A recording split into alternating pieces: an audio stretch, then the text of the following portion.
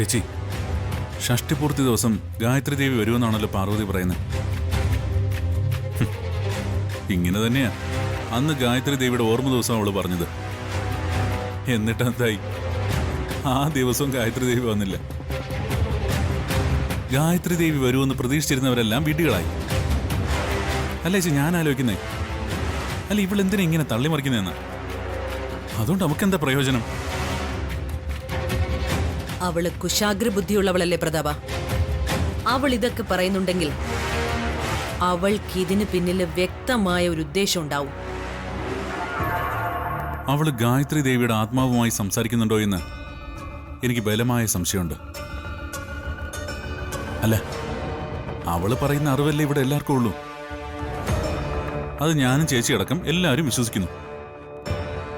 ഏറ്റവും കൂടുതൽ വിശ്വസിക്കുന്നത് വിശാല. അവനിപ്പോ പാർവതി പറയുന്ന എന്തും വേദവാക്യോ. വിശാലിന് അവളിലുള്ള വിശ്വാസം നമുക്ക് എങ്ങനെയെങ്കിലും നശിപ്പിക്കണം പ്രതാപ. അതെളുപ്പം സാധിക്കുമെന്ന് എനിക്ക് തോന്നുന്നില്ല. കാരണം അവർ തമ്മിലുള്ള ബന്ധമേ അത്രമാത്രം വളർന്നു കഴിഞ്ഞു.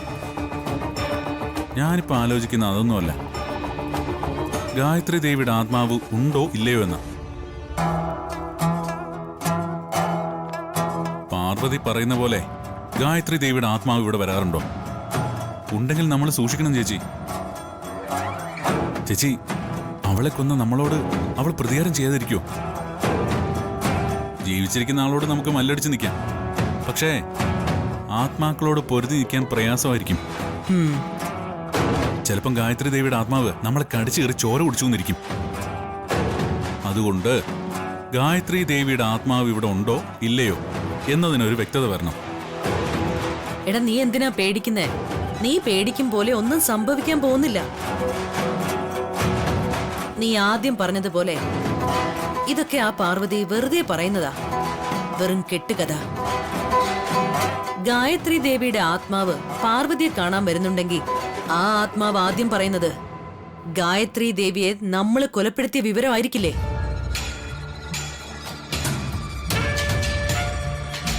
ആ വിവരം ഗായത്രി ദേവി പാർവതിയോട് പറഞ്ഞാൽ ഇതായിരിക്കോ പാർവതിക്ക് നമ്മളോടുള്ള സമീപനം? ഒരിക്കലുമല്ല. അവള് നമ്മളെ സംശയദൃഷ്ടിയോടെ മാത്രമേ കാണൂ. മാത്രവുമല്ല, അവളത് വിശാലിനോട് പറയാതിരിക്കോ? ഗായത്രി ദേവിയെ കൊന്നത് നമ്മളാണെന്ന് അറിഞ്ഞാൽ വിശാൽ വെറുതെ ഇരിക്കോ? ഇവിടെ വലിയ പൊട്ടിത്തെറി നടക്കില്ലേ? ഇതുവരെ അങ്ങനെയൊന്നും ഉണ്ടായിട്ടില്ലല്ലോ. അപ്പൊ അതിനർത്ഥം ഗായത്രി ദേവിയുടെ ആത്മാവ് ഇവിടെ ഇല്ല എന്നാണ്. അല്ല ചേച്ചി, അപ്പൊ ഈ ജാസ്മിന്റെ വീഡിയോ ക്യാമറ ഗായത്രി ദേവി പതിഞ്ഞു നമ്മൾ പറഞ്ഞതോ?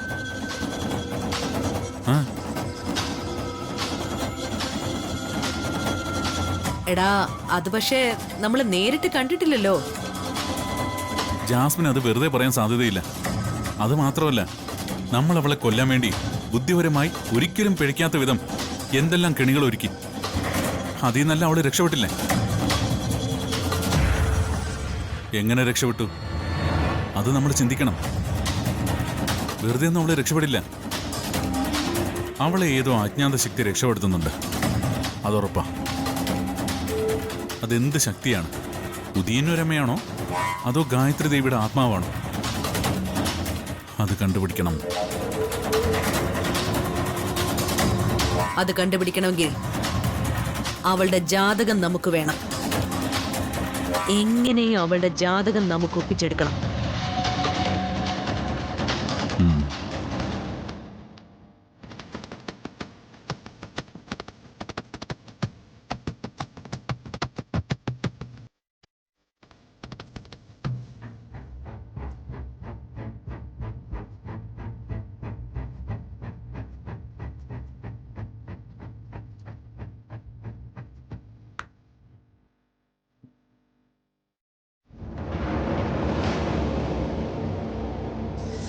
ഹലോ പല്ലവി.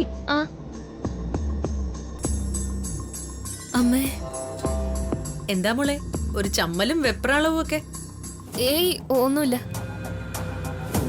എന്റെ മോളെ, നീ എപ്പോഴും ഇങ്ങനെ ഒറ്റയ്ക്ക് മാറി നിന്ന് മുഖം മിനുക്കിയും മുടി കോതിയും നഖത്തിന് കളറടിച്ചും സൗന്ദര്യം വർദ്ധിപ്പിക്കേണ്ട കാര്യമില്ല. അല്ലാതെ തന്നെ എന്റെ കുട്ടി സുന്ദരി തന്നെയാ. മോളെ, സൗന്ദര്യം മാത്രമല്ല, നിനക്ക് നല്ല ഐശ്വര്യവും ഉണ്ട്. ഏത് വീട്ടിലും മരുമകളായിട്ട് ചെന്ന് കേറിയാലും ആ വീട്ടിലെ നിന്റെ ഐശ്വര്യം കൊണ്ട് വെച്ചടി ഉയർച്ചയുണ്ടാവും.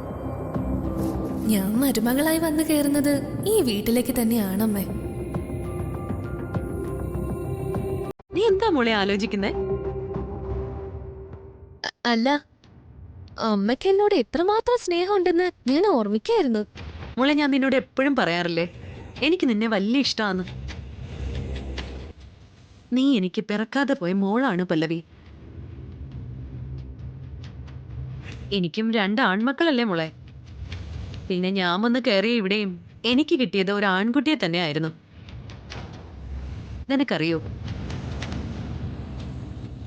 ഒരു പെൺകുട്ടിക്ക് വേണ്ടി ഒത്തിരി ആഗ്രഹിച്ചവളാ ഞാൻ. പക്ഷേ ഈശ്വരൻ എന്നെ അതിന് അനുവദിച്ചില്ല. എനിക്കതിനുള്ള ഭാഗ്യം ഉണ്ടായില്ല. അതുകൊണ്ട് തന്നെ ഒരു പെൺകുട്ടി ഇല്ലാത്തതിന്റെ വിഷമം എനിക്ക് നന്നായിട്ടുണ്ടായിരുന്നു. പക്ഷേ ഇപ്പൊ എനിക്ക് ആ വിഷമമില്ല. അതിന്റെ കാരണം എന്താണെന്നറിയാമോ? ഞാൻ ആഗ്രഹിച്ച എന്റെ മോളുടെ സ്ഥാനത്ത് ഇപ്പൊ എനിക്ക് പല്ലവി ഉണ്ടല്ലോ. വിപിൻ സാറിന്റെ അമ്മയ്ക്ക് എന്നോട് ഇങ്ങനെ ഒരു സ്നേഹമുള്ളത് നന്നായി. ഈ സ്നേഹത്തിൽ പിടിച്ച് ഞാൻ മെല്ലെ മെല്ലെ വിപിൻ സാറിന്റെ ജീവിതത്തിലേക്ക് കടന്നു കയറും. മോളെ, ഞാനിപ്പോ വന്നത് പാർവതിയുടെ ജാതകം ചോദിക്കാൻ വേണ്ടിയായിരുന്നു. ചേച്ചിയുടെ ജാതകവും?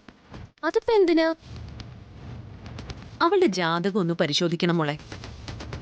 എന്താ കാര്യം? അതൊക്കെ ഞാൻ പിന്നീട് പറയാം.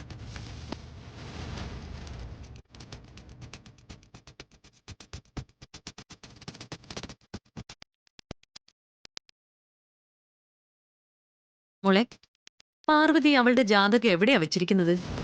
അത് ചേച്ചിയുടെ ജാതകം ഇവിടെ ഇല്ലമ്മേ. പിന്നെ പിന്നെ അത് എവിടെയാ വെച്ചിരിക്കുന്നേ? നാട്ടിലെ വീട്ടിലാ വെച്ചിരിക്കുന്നേ. നാട്ടിലെ വീട്ടിലോ? അതിപ്പോ അവിടുന്ന് എങ്ങനെയാ എടുക്കുന്നേ? ചേച്ചിയുടെ ജാതകം അമ്മയ്ക്ക് അത്യാവശ്യമാണോ?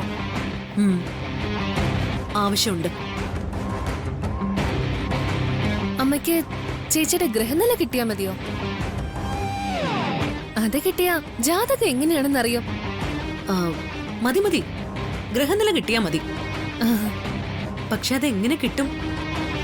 അത് ഞാൻ എഴുതി തരാം. നീയോ? നീ അതെങ്ങനെ എഴുതും? ചേച്ചിയുടെ ജാതകം എനിക്ക് മനപ്പാടാ. പലവട്ടം മുത്തശ്ശൻ എന്നെ കൊണ്ട് ആ ജാതകം നോക്കിച്ചിട്ടുണ്ട്. അതുകൊണ്ട് ആ ഗ്രഹനില എനിക്ക് കൃത്യമായിട്ട് വരച്ചു തരാൻ സാധിക്കും. ഉറപ്പാണല്ലോ അല്ലേ? പിന്നെന്താ, അമ്മയ്ക്ക് ഒരു സംശയവും വേണ്ട. ഒരിത്തിരി സമയം കിട്ടിയാൽ മതി. ആ ഗ്രഹനില ഞാൻ തയ്യാറാക്കി കൊണ്ടുവരാം. ശരി, എന്നാ നീ അത് പെട്ടെന്ന് തയ്യാറാക്കിക്കൊണ്ട് താഴേക്ക് വന്നോളൂ.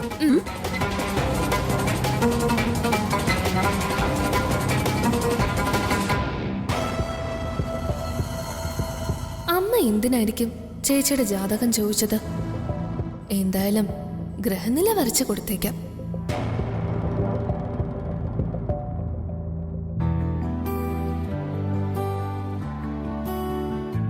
വിശാൽ സർ. ആ, വരൂ പാർവതി.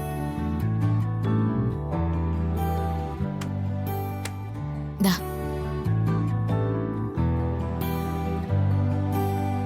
പാർവതി,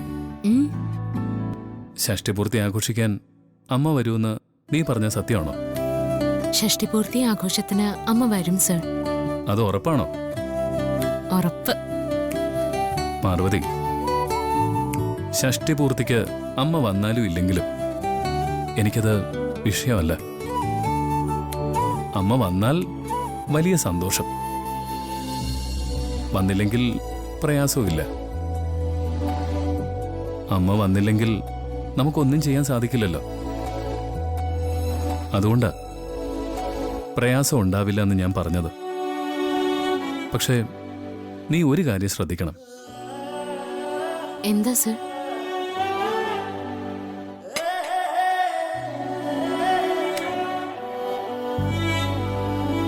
ഷഷ്ടിപൂർത്തിക്ക് അമ്മ വരുമെന്ന് നീ പറഞ്ഞ സ്ഥിതിക്ക് നിന്റെ ആ വാക്കിന് വിലയുണ്ടാവണം. നീ ഇപ്പോ വെറും പാർവതിയല്ല, ഒരു പ്രധാന സ്ഥാനം വഹിക്കുന്ന ആള്.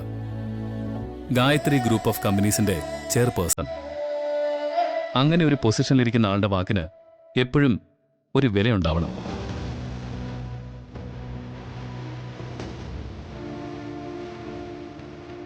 ഒരു കാര്യം പറഞ്ഞാൽ അത് നടന്നിരിക്കണം. അതൊരിക്കലും വെറും വാക്കാവരുത്. താൻ പറയുന്ന വാക്കുകൾ കൃത്യമായി നടന്നാൽ, അത് പാലിക്കപ്പെട്ടാൽ, തന്നെക്കുറിച്ച് ഓർത്ത് ഏറ്റവും കൂടുതൽ അഭിമാനിക്കുന്നത് ഞാനായിരിക്കും. വിശാൽ സർ, സാർ പറഞ്ഞ പോലെ തന്നെ ഞാനിരിക്കുന്ന പദവിയെക്കുറിച്ച് എനിക്ക് നല്ല ബോധ്യമുണ്ട്. ആ സ്ഥാനത്തിരുന്ന് ഞാൻ ഒരിക്കലും വെറും വാക്ക് പറയില്ല. ഷഷ്ടിപൂർത്തിക്ക് ദേവമ്മ വന്നിരിക്കും. ദേവമ്മ വന്ന് നമ്മളെ എല്ലാവരെയും അനുഗ്രഹിക്കും. എനിക്കത് മാത്രം പോരെ പാർവതി. പിന്നെ എന്ത് വേണം? നീ എനിക്ക് വേണ്ടി മറ്റൊരു സഹായം കൂടി ചെയ്യണം. സാറിന് വേണ്ടി ഞാൻ എന്ത് സഹായം ചെയ്യും? പറയണം സർ. ഞാൻ എന്ത് സഹായം സാറിന് ചെയ്തു തരേണ്ടേ? അതെ, നമുക്കൊരു കുഞ്ഞു വേണ്ടേ?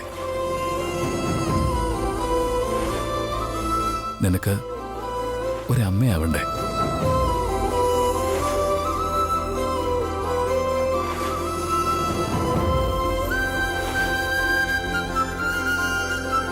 നമുക്ക് ഒരു കുഞ്ഞ് വേണം പാർവതി. അതെത്രയും പെട്ടെന്ന് തന്നെ വേണം. അമ്മയെ പോലെ, നിന്നെ പോലെ സൗന്ദര്യവും സ്വഭാവമുള്ള ഒരു പെൺകുഞ്ഞ് വേണ്ടേ?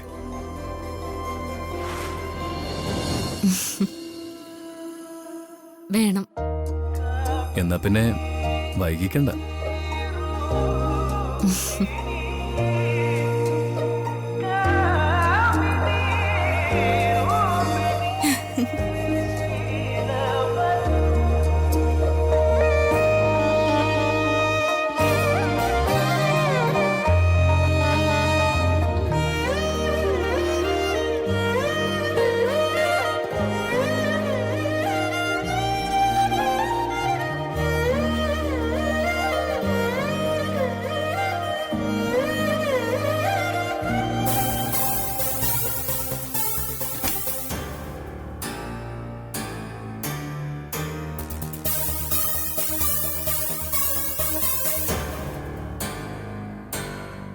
ഗോപി സാർ,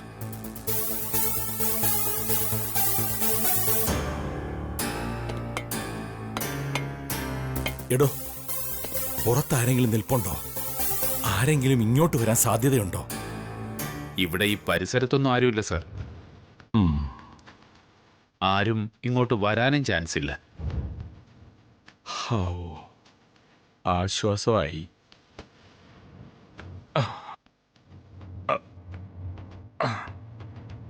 ഈ കിടപ്പ് കിടന്ന് ഞാൻ മടുത്തടോ. അസുഖമായിരുന്നപ്പോ കിടത്തമല്ലാതെ വേറെ മാർഗമൊന്നും ഇല്ലല്ലോ. ഇപ്പോൾ അസുഖം ഭേദമായിട്ടും ഇവിടെയുള്ളവരെ പറ്റിക്കാൻ വേണ്ടി ഈ കട്ടിൽ ഇങ്ങനെ കിടക്കാന്ന് വെച്ചാൽ കഷ്ടമാണടോ.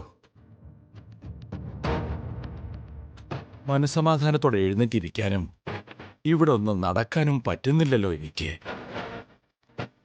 എപ്പോഴാ ആരാ വരിക എന്ന് എങ്ങനെ അറിയാ? ഏതായാലും താൻ വന്നത് നന്നായി. ആരും ഇങ്ങോട്ട് വരാൻ ചാൻസ് ഇല്ലാത്ത സ്ഥിതിക്ക് നമുക്ക് എന്തെങ്കിലും മിണ്ടിയും പറഞ്ഞു ഇരിക്കാടോ. എന്ത് മിണ്ടാനാണ് സാർ? അതെന്താടോ താൻ അങ്ങനെ പറഞ്ഞത്? തനിക്കെന്താടോ ഒരു ടെൻഷനും വിഷമവും? പറയാൻ കുറെ ഏറെയുണ്ട് സാർ. പക്ഷേ അതൊന്നും ഇപ്പൊ എനിക്ക് തുറന്നു പറയാൻ പറ്റില്ല. സമയമാവുമ്പോ എല്ലാം ഞാൻ സാറിനോട് തുറന്നു പറയാം. അതെന്താടോ ഒരവധി വയ്ക്കൽ? തനിക്ക് എന്ത് കാര്യവും എപ്പോഴും എന്നോട് തുറന്നു പറയാം. അതിനുള്ള സ്വാതന്ത്ര്യം അന്നും ഇന്നും തനിക്കുണ്ട്. എടോ, എന്താന്ന് വെച്ചാ താനത് തുറന്നു പറയേ. നിർബന്ധിക്കരുത് സാർ. സാർ എത്ര തന്നെ നിർബന്ധിച്ചാലും എനിക്കതൊന്നും ഇപ്പൊ പറയാൻ സാധിക്കില്ല. എനിക്ക് ചില ലക്ഷ്യങ്ങൾ നിറവേറ്റാനുണ്ട്. അത് നിറവേറ്റിക്കഴിഞ്ഞാൽ എല്ലാ സത്യങ്ങളും ഞാൻ സാറിനോട് തുറന്നു പറയും. അതുവരേക്കും സാർ ക്ഷമയോടെ കാത്തിരുന്നേ മതിയാവൂ. അതിനല്ലേ എനിക്ക് സാധിക്കൂ. രാജ്യവും രാജഭരണവും നഷ്ടപ്പെട്ട ആകെ തളർന്നുപോയ ഒരു രാജാവിന്റെ അവസ്ഥയിലാണല്ലോ ഞാനിപ്പോ. ഈ അവസ്ഥയിൽ നിന്നും പഴയ ഗോപിനാഥ് ആവണമെന്ന് എനിക്കും ആഗ്രഹമുണ്ട്. പക്ഷേ ഇനി എനിക്കതിന് സാധിക്കുമെന്ന് തോന്നുന്നില്ല. സാർ നിരാശപ്പെടരുത്. പഴയ ഗോപിനാഥ് സാർ ആവാൻ സാറിന് ഇനിയും സാധിക്കും. സാർ ആത്മവിശ്വാസം കൈവിടാതിരിക്കൂ. തളർന്നുപോയ ശരീരഭാഗങ്ങൾ ഇപ്പൊ വീണ്ടും ചലിക്കാൻ തുടങ്ങിയില്ലേ? അതുപോലെ സാറിന്റെ ജീവിതത്തിനും പഴയ താളം കൈവരും. ഞാനിപ്പോ ഇങ്ങോട്ട് വന്നത് സാറിന്റെ ഷഷ്ടിപൂർത്തിക്ക് ആശംസകൾ നേരാനാ. ഇനിയും ദീർഘകാലം സർവേശ്വരൻ ഗോപി സാറിന് 1000 ആരോഗ്യ സൗഖ്യങ്ങൾ നൽകി അനുഗ്രഹിക്കട്ടെ. പക്ഷേ സാറിന്റെ ഷഷ്ടിപൂർത്തിക്ക് മുമ്പ് ഈ വീട്ടിൽ ഒരു നല്ല കാര്യം നടക്കും. എന്താണോ നല്ല കാര്യം എന്നതുകൊണ്ട് താൻ അർത്ഥമാക്കുന്നത്? സാർ ഒരു കാര്യം മാത്രം മനസ്സിലാക്കുക. ഇതൊരു അരക്കില്ലമാണ്. ഈ വീടിന് ആപത്തുണ്ടാക്കുന്നവർ ചുറ്റിനും തന്നെയുണ്ട്. പക്ഷേ ശേഖരനുള്ളിടത്തോളം സാർ പേടിക്കണ്ട. ഷഷ്ടിപൂർത്തിക്ക് മുമ്പ് ഈ വീടിനെ ബാധിച്ചിരിക്കുന്ന എല്ലാ ആപത്തുകളും ഒഴിഞ്ഞു പോവും. അത്രമാത്രം സാറിപ്പോ അറിഞ്ഞാ മതി.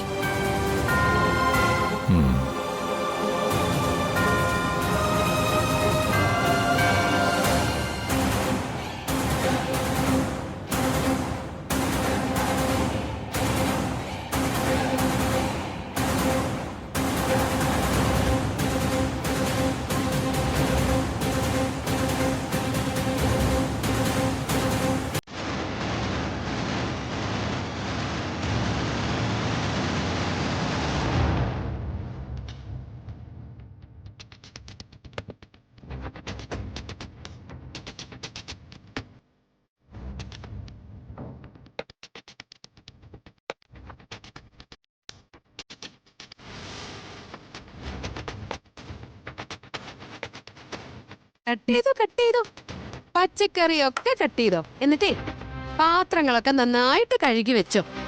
പാചകം എല്ലാം ചെയ്തിട്ട് ഈ കിച്ചണൊക്കെ നന്നായിട്ട് തൂത്ത് തുടച്ച് ക്ലീൻ ആക്കണം. പാർവതി, നിനക്ക് ഇതൊക്കെ പറഞ്ഞിട്ടുള്ളൂ. നീ എത്ര വലിയ ചെയർപേഴ്സണിന്റെ പോസ്റ്റിൽ ഇരുന്നാലും നിന്റെ വിധി ഇവിടുത്തെ വീട്ടുജോലിക്കാരിയായിട്ട് മാത്രം കാലം കഴിക്കാനാ. നിനക്ക് ഇവിടുത്തെ അടുക്കളപ്പണിയല്ലാതെ വേറൊന്നും ചെയ്യാൻ പറ്റില്ല. പക്ഷെ പാവം വിശാലിന് ഇതുവരെ അതൊന്നും മനസ്സിലായിട്ടില്ല. അതുകൊണ്ടാണ് നിന്നെ പിടിച്ച് ചെയർപേഴ്സണിന്റെ സ്ഥാനത്തിരുത്തിയത്. സാരമില്ല, ക്രമേണ അവൻ ചെയ്ത അബദ്ധമൊക്കെ അവന് ബോധ്യപ്പെട്ടോളും. അന്നേരം നിന്നോട് ഈ ജോലി മാത്രം, അതായത് ഈ അടുക്കളപ്പണി മാത്രം ചെയ്താ മതിയെന്ന് അവൻ പറയും. ജാസ്മിനെ, ഞാൻ ഏത് ജോലി ചെയ്യണം, എന്ത് ജോലി ചെയ്യണം എന്നോർത്ത് നീ വിഷമിക്കണ്ട. അടുക്കള ജോലിയൊക്കെ ഞാൻ അസലായിട്ട് തന്നെ ചെയ്യും. അതുപോലെ തന്നെ ചെയർപേഴ്സൺ ജോലിയൊക്കെ ഞാൻ ഉത്തരവാദിത്തത്തോടു കൂടി തന്നെ ചെയ്യും. എന്നെ കമ്പനിയിലെ ചെയർപേഴ്സൺ ആക്കിയല്ലോ എന്നോർത്ത് വിശാൽ സാറിന് ദുഃഖിക്കേണ്ട ഒരു അവസരം ഒരിക്കലും ഞാനായിട്ടുണ്ടാക്കില്ല. അടുക്കളപ്പണി നീ മര്യാദയ്ക്ക് ചെയ്യായിരിക്കും, പക്ഷേ ചെയർപേഴ്സന്റെ ജോലി ചെയ്യാൻ നീ കുറെ വേർക്കേണ്ടി വരും മോളെ. ജാസ്മിൻ, ഒരു മുൻധാരണയോട് കൂടി നീ എന്നെ വിലയിരുത്തണ്ട. നീ ഇപ്പൊ എന്നെ കുറിച്ച് പറഞ്ഞ ഈ അഭിപ്രായം അധികം വൈകാതെ തന്നെ നീ മാറ്റി പറയും. നിന്നെ കൊണ്ട് ഞാൻ മാറ്റി പറയിപ്പിക്കും. നമുക്ക് കാണാടി. എടി, നിനക്ക് പറ്റിയത് ഓഫീസ് ജോലിയല്ല, അഭിനയോ. നീ വല്ല സിനിമയിലോ സീരിയലിലോ ഒക്കെ അഭിനയിക്കാൻ പോയാൽ നീ നന്നായിട്ട് ശോഭിക്കും. ഞാൻ എന്താ അഭിനയിച്ചെന്നാ ജാസ്മിൻ ഈ പറയുന്നേ? ഞാൻ ജാസ്മിന്റെ മുമ്പിൽ എന്താ അഭിനയിച്ചു എന്നാ?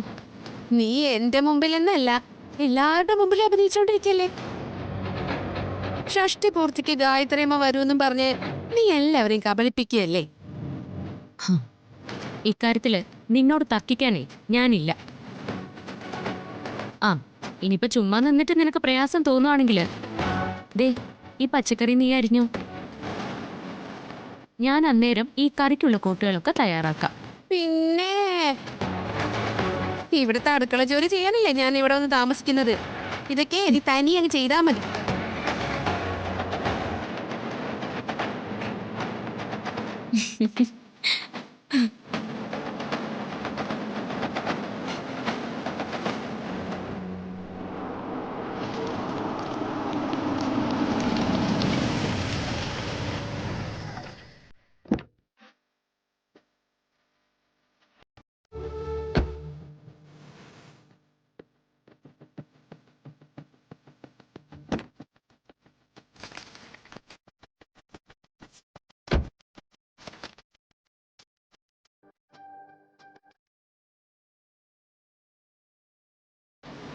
എന്താ വിശാൽ സാറേ, കയ്യിൽ നിറച്ച കവറുണ്ടല്ലോ.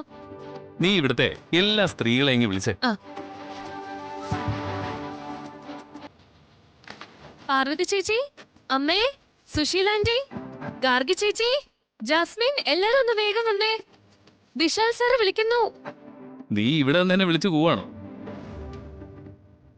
നീ പോയി അവരെ വിളിച്ചിട്ട് വാ. ശരി. ചെല്ലേ.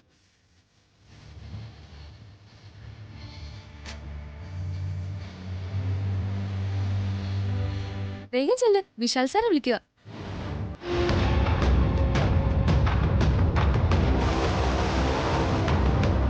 എന്ത് ഗിഫ്റ്റടാ ഇത്?